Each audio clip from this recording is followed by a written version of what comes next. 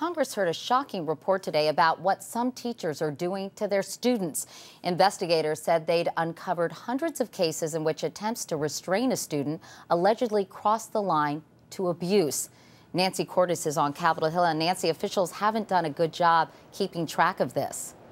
That's right, Katie. In fact, investigators think that the record keeping over the past 2 decades has been so poor that the real number of cases is actually in the thousands.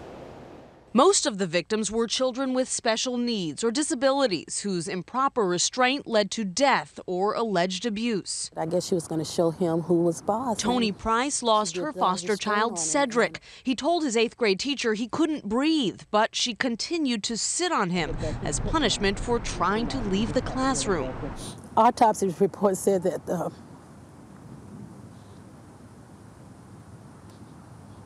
they had never seen anything like that except in a car crash because she crushed his chest. Her state of Texas alone logged nearly 19,000 cases of public school children being physically restrained last year.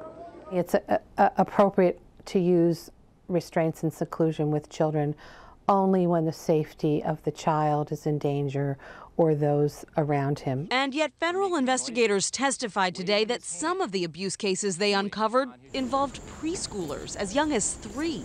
They also found parents were often not notified that their children were repeatedly placed in time-out rooms, even closets, for hours on end. If you put a child into seclusion 75 times, you might want to think that it's not working.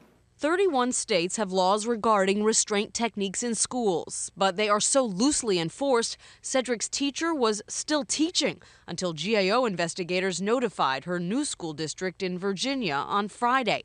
A California mother testified today that the teacher who repeatedly bruised and struck her daughter, Paige, when she was just 7, is also still working. She grabbed Paige's wrists in her left hand, forced them up between Paige's shoulder blades, and drove her head first into the ground.